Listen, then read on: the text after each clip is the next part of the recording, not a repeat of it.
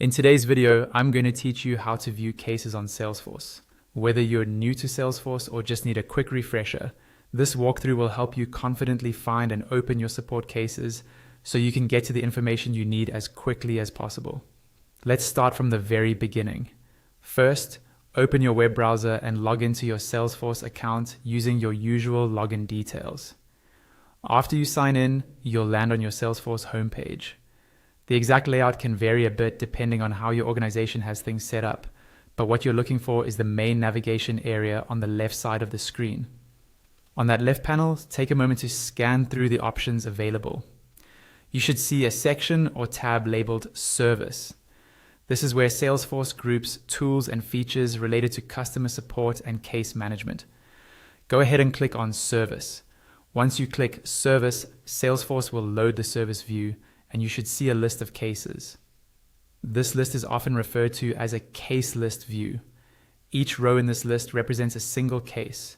You'll typically see key information at a glance, such as the case number, subject, status, priority, and possibly who it's assigned to, depending on how your company has configured the view. If your list of cases is long, you can usually scroll through the page or use any filters or search options at the top of the list to narrow things down. For example, you might want to see only open cases or only cases assigned to you. Even if you don't adjust anything, simply being in the service area already gives you access to your default case list. Now, when you want to see more detail about a specific case, all you need to do is click directly on that case from the list. Just select the case number or subject line, and Salesforce will open the full case information page. On this case page, you'll find all the details related to that case in one place.